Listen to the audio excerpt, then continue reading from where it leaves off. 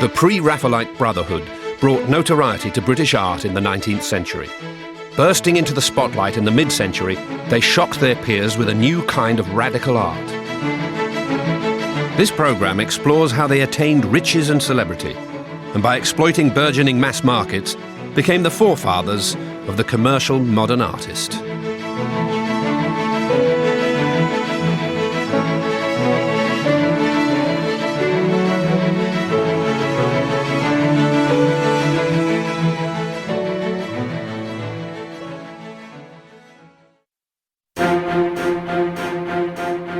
In the mid-19th century, a group of students, Dante Gabriel Rossetti, John Everett Millais, and William Holman Hunt, had shaken up British art.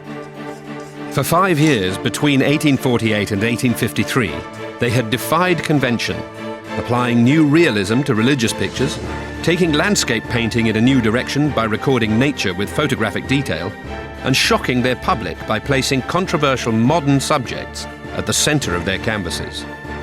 But as the 1860s dawned, the Pre-Raphaelites had outgrown the avant-garde and were ready to embrace commercial fame and fortune, with art designed to please the masses.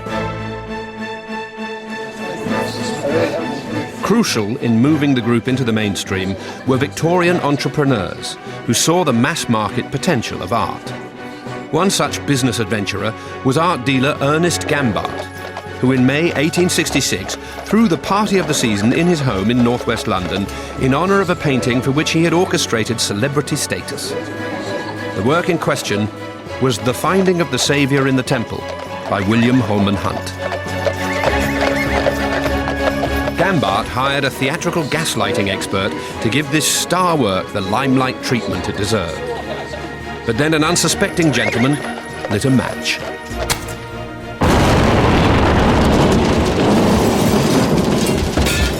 Gambart's house was destroyed, and one poor dinner guest was killed. Thankfully for Gambart and the history of art, Hunt's picture was still being hurried across London to the party when the explosion occurred. After all, Gambart had paid £5,500, over £2 million in today's money, for the work. And though this had been the highest amount ever paid to a living artist, it was an investment he never regretted. The picture was painted by Hunt when he was on location in Palestine. Its Eastern truthfulness, Gambart sensed, would wow the Victorian public. Hunt went to great lengths to get real rabbis to pose.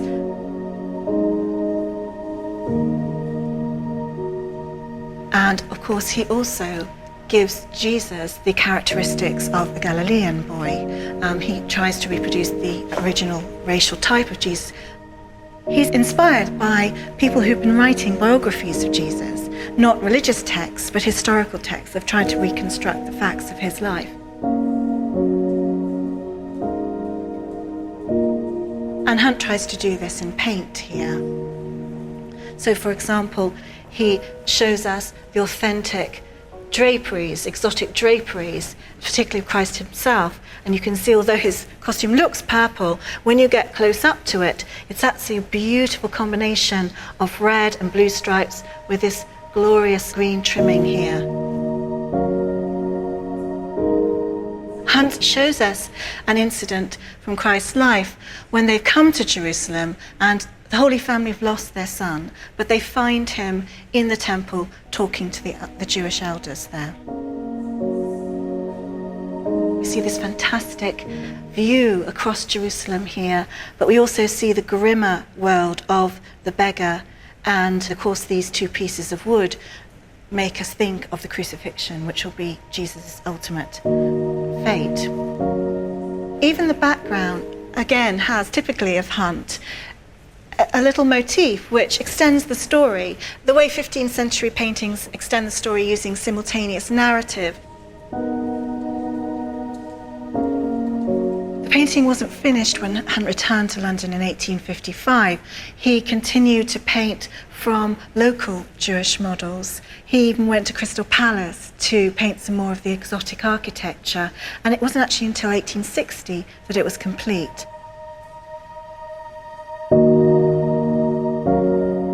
Gambart saw that by creating spectacle around the picture and by giving it a high profile, he could also create mass market demand for reproductions of it. Gambart was an extraordinary man. He was a picture dealer, a very, very good one, perhaps one of the top 3 picture dealers in the country.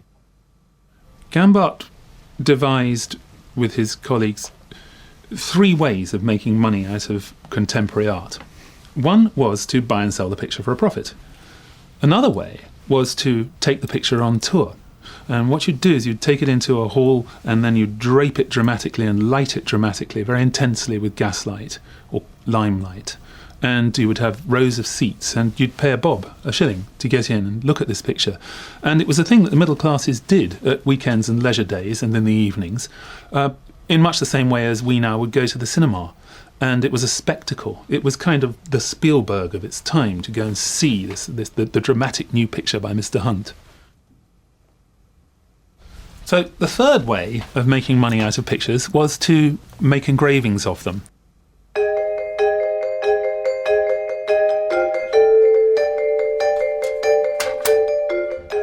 It was published in a limited edition, and they all had to be declared to the Print Sellers Association and registered in this book. Finding the Saviour in the Temple, painter Hunt, engraver Blanchard. It's a line engraving. With prints, the earlier you take an impression, the stronger and better it is. So obviously the price reflects that. And the first 1,000 off the plate, there are 15 guineas. And then there's 25 presentation proofs made. Now these were just for giving to influential people to help sales, like the Queen or Lord so-and-so. And then after that, another 1,000. Slightly later, they were 12 guineas. And then another 1,000, making 3,000 in all, where they were 8 guineas. You just have to do some sums now to figure out how much money that is. I think that Gambart realised at least £50,000 from the venture with this print alone, which translate to, what, £20 million now? It is an astonishingly large sum of money.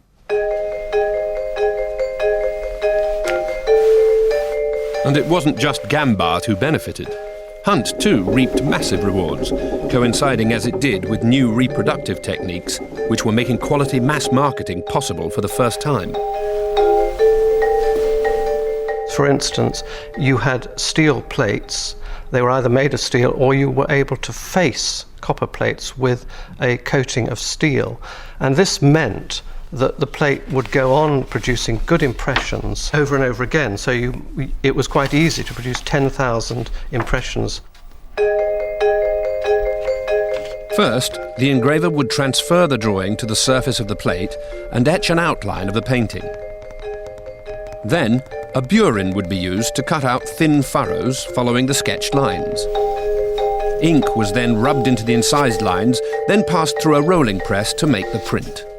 So it's important, I think, to stress that the artists saw them as commercial, highly commercial ways of getting their art out to more people and, frankly, making lots of money. And that's what it's all about when it comes down to it.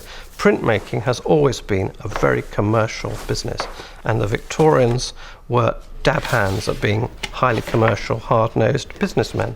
It made Hunt a millionaire in modern terms. It also made him most eligible bachelor in London, as he acknowledged himself. He found it slightly scary, I think, and launched one of the first truly international careers. Fresh from the commercial success of The Finding of the Saviour, Gambart bought the copyright of an earlier work by Hunt, The Light of the World. This would become the most viewed picture in the world and catapult Hunt to even greater fame and fortune, though he could barely have foreseen this when he painted it in 1851. Hunt painted it during the night in a little shelter that he set up in the orchard that we see here. Hunt had been an atheist, so his decision to paint an image of Christ was really a kind of experiment in looking for the spiritual in man. And one of the things we've noticed actually recently is the way that the light from the lantern, not only does it cast these wonderful opalescent shadows across the white robe of Christ, but it seems to create something very reminiscent of a death's head or a skull on the door, which suggests that Hunt is not just thinking about spirituality, he's also thinking about the span of human life, about life and death, and beginning to move into a sort of more spiritual and exploratory phase of his painting, from basically dealing with modern subjects from the modern world. Some 49 years later, Hunt painted another version of Light of the World, which is now in St Paul's Cathedral. This painting is not only much larger, but brighter, and the death mask has gone. But the really interesting difference is that the apertures in the lamp have been changed in the second version, so that one of the apertures has been turned into a crescent moon shape. The idea that the painting embraces all different kinds of religious faith, that it is not specifically one denomination. The painting was bought by another extraordinary man. There are so many extraordinary men in this story, whose name was Charles Booth. Now, Charles Booth, strangely, was an agnostic. He wasn't sure whether he believed or not in God, and so for him to buy this enormous and very celebrated painting of Christ is rather extraordinary. What he did next is even more extraordinary.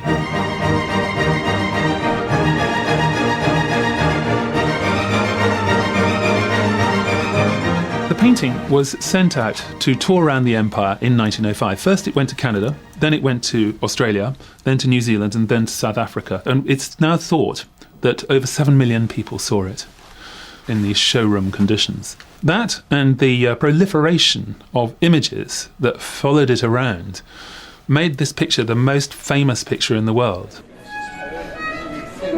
Whilst dealers and entrepreneurs were exploiting the popularity of the Pre-Raphaelites, a new breed of art buyer was also emerging. The Industrial Revolution had filled the pockets of businessmen, who were only too willing to push the Pre-Raphaelite production line onwards with direct commissions. I think there's an idea that Victorian patrons were northern businessmen who weren't particularly cultured. That's a bit of a caricature. And certainly I don't think it's true of the people who were interested in Pre-Raphaelites. I think they were often very highly educated and certainly very interested in Christianity and religion. They weren't the kind of people who say, I don't know anything about art, but I know what I like. They weren't stupid. There may have been some patrons like that, but I don't think they would have bought Pre-Raphaelites, because Pre-Raphaelite painters are quite demanding, really.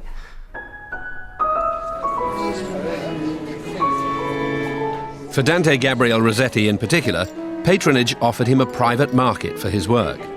Increasingly reclusive and bohemian, by the 1860s, some of Rossetti's paintings were becoming too risque for public consumption. Nevertheless, Bohemia had private appeal, and one of those prepared to buy into it was the Liverpool banker George Ray. His most prized possession was the Beloved by Rossetti. And what is so remarkable is that we have George Ray's direct reaction to this painting. Rossetti delayed and procrastinated and asked for more money. This was par for the course with Rossetti. But eventually, about 2 years after the original agreed date, the painting arrived in Birkenhead. And George Ray writes this letter to Rossetti, really to thank him, I think. And it says, we've taken the thing out of its crate and we've put it on an easel, and my wife and I, we've stood in raptures, adoring it. It's the most beautiful thing. And these are exact words of getting an electric shock of beauty when he looked at the picture. And every time he looked at the picture, this electric shock renewed itself. We have here the whole spectrum of female beauty, which is in a way intended to encapsulate the idea of female loveliness. So the central figure was painted from a model called Marie Ford, who had a very English complexion. And to accompany her, Rossetti has introduced figures of darker hair and darker skins. And we know that the figure on the right was painted from a Romany woman called Chaome. And here is a woman with Indian-looking features, who was actually a mixed-race woman who was born in Jamaica. And in the front, Rossetti introduced the figure of a young African girl, partly, as Rossetti said, because the jet colour would be invaluable to set off the rich colours of the rest of the painting. He inserted this black figure at the moment when the American Civil War and the issue of slavery was at the forefront of political discussion in this country as well as in the United States.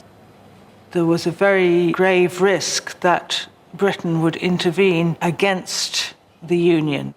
The abolitionists in North America sent over delegation after delegation, urging people not to allow this to happen. And Rossetti was one of those approached as a mover and shaker of the time. And it's at that moment that he brings in this small figure who represents the enslaved people of the North Americas.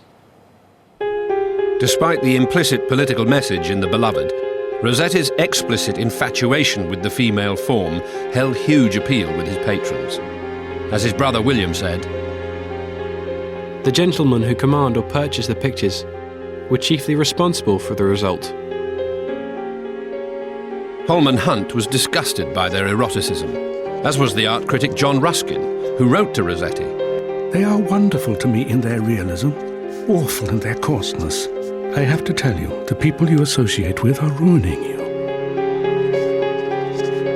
While Rossetti's pictures filled patrons' homes, they now stood in stark contrast to Hunt's public religious art. As for the third founder of Pre-Raphaelitism, John Everett Millais ventured into portraiture and narrative painting as the century progressed. The brotherhood which had briefly painted as one had fragmented totally. It shouldn't be about money. I thought we agreed about that. Years ago we agreed on that. Perhaps the last time the work of the three major Pre-Raphaelites was united was as part of an innovative publishing venture. You've compromised the art form, John. I cannot believe it. Book illustration flourished in the mid-19th century due to an increasingly literate middle class, improved technology, and amended tax laws on paper. Seeing the potential of this, Ruskin persuaded the poet laureate Alfred Tennyson to allow Millais, Hunt and Rossetti to illustrate the next edition of his poems.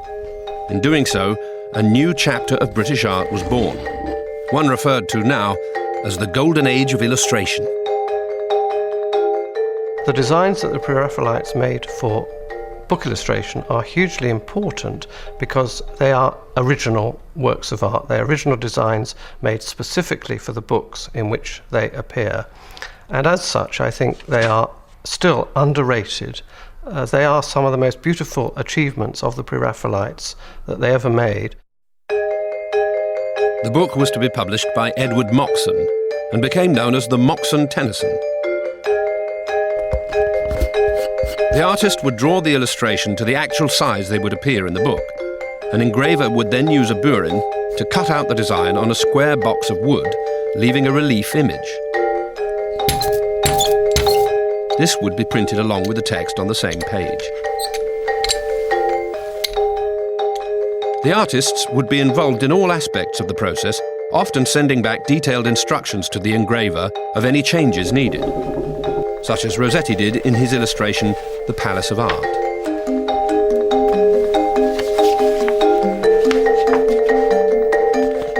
What I've always found complex about it is what point of the poem it's actually illustrating. And the bit I think it is illustrating is this verse. "Or in a clear-walled city on the sea, near gilded organ pipes, her hair wound with white roses, slept St. Cecily. An angel looked at her." I think if we look carefully at the engraving, the angel is doing rather more than just looking. He's actually bending to kiss her.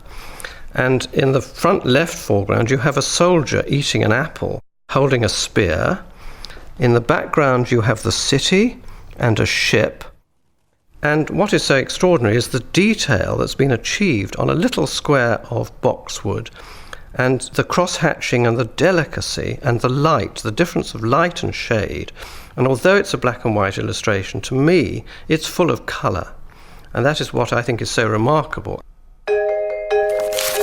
In the same volume, Holman Hunt continued with his Middle Eastern themes, illustrating recollections of the Arabian Nights. And Millais told the story of Mariana, from Shakespeare's Measure for Measure, whose dowry has been lost at sea and as a result is abandoned by her fiancé. Millet does not allegorise on his own hook. He does actually look at the text and intelligently interprets it, but he's not a pedestrian performer. He puts into this illustration of Mariana a great passion, but he does actually use the text carefully, and I think it's fair to say that he's interpreting her tears fell with the dews at even, her tears fell ere the dews were dried. And I think what there is in Millet is a narrative element, but also a huge passion, which reflects Tennyson's own. But no matter how divergent their styles were, these illustrations spoke to the new emerging market. We have to remember that the big readership for novels, for poems, was the burgeoning female audience. I think it's these psychological, sexually complex subjects which really appealed to the female audience. And these artists, Millet and Rossetti in particular, really understands female psychology. Book illustration was yet another example of the Pre-Raphaelites making their work available to a larger market, spreading their fame yet further. And so by the 1860s, they were at the height of their powers. Commissions continued to roll in for Rossetti. Hunt made further trips to the Middle East, whilst Millet was drawn towards more obvious commercial subjects. At a very early stage, Millet made a very telling remark. He said, "Patrons had better buy my paintings now when I'm painting for fame. Later on, I will be painting for money." And this is when he develops a different way of working, when he ceases to be a pre-Raphaelite and becomes a post-Raphaelite. This transition really takes place in the 1860s, and it's due to a number of factors. The fact that he has to become more commercial because he has these 8 kids, wife, family to support, but also because he's becoming very dissatisfied with the earlier way of working. It's causing strain on his eyesight, on his body. He also needs to produce works at a faster pace. So Millet starts painting child subjects in the 1860s. He felt the most beautiful subject any artist could paint was a child, because he thought children really had this quality of abstract beauty in them, which is really missing in adults. Millet was now to follow in the footsteps of Sir Joshua Reynolds, famous for his child portraits, painted some 80 years earlier. His child subjects are not not as ideal as Reynolds is. They are real children. And this is obviously based on his understanding of his own children and also his close study of children in general. He wanted to paint these children as they really were. They don't simper, they don't smile at the beholder, which they do in earlier pictures of this kind. A typical painting of Millet's in this genre was Cherry Ripe, completed in 1879, which was a reworking of Reynolds's Miss Penelope Boothby. With this painting, he really invents the idea of the cute. How do you create a cute image of a child? It's really by exaggerating the proportion of the head in relationship to the body. So with this mob cap on her head and this long, tresses, and in fact she has no neck, she's a little Miss No Neck, it exaggerates the head in relationship to the rest of her body. And then the wonderful conceit of having her toes turned inwards and one slightly above the other. It's just how children sit and how she's trying to desperately to keep the pose and being a little lady by having her hands clasped in her lap. So it's a wonderful understanding how a child is trying to pose for an adult. It's really for an adult on sensibility. And then he obviously puts this background in, this dark, slightly sinister background with honeysuckle and foxglove.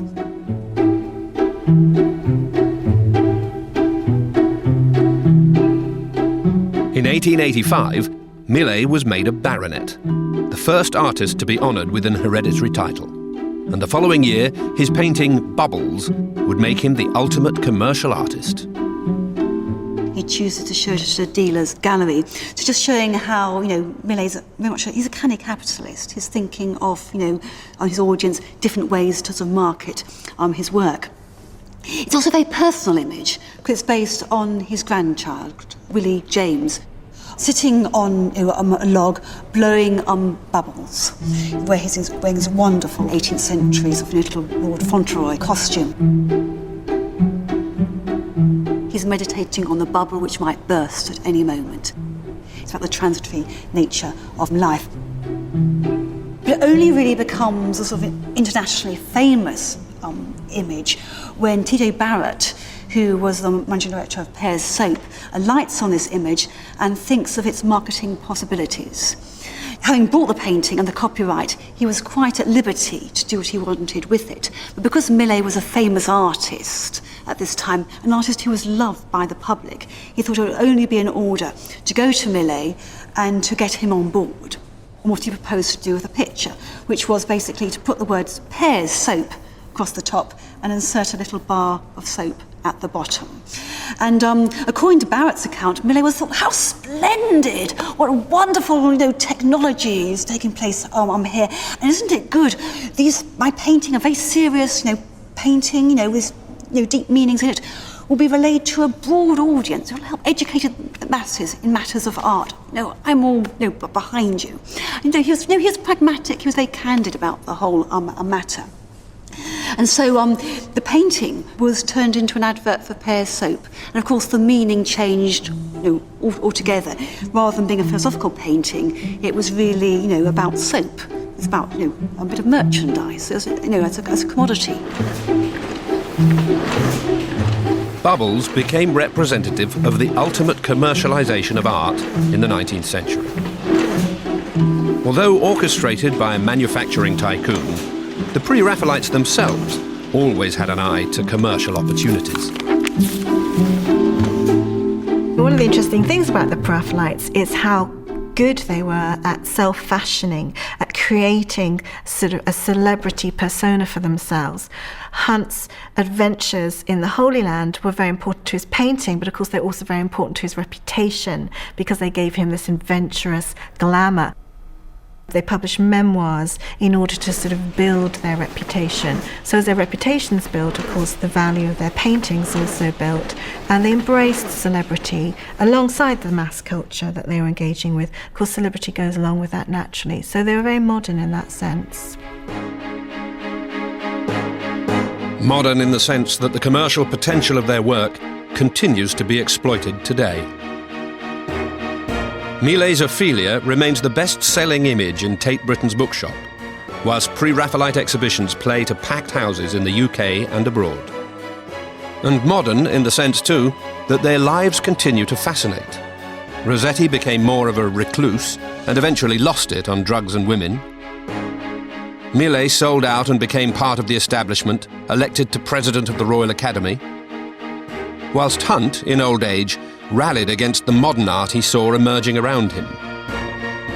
But despite this, there is no denying that in a brief 5-year span after the Brotherhood formed in 1848, they did revolutionise British art, introducing a new form of realism and composition that overturned the principles that had dominated Western art since the Renaissance.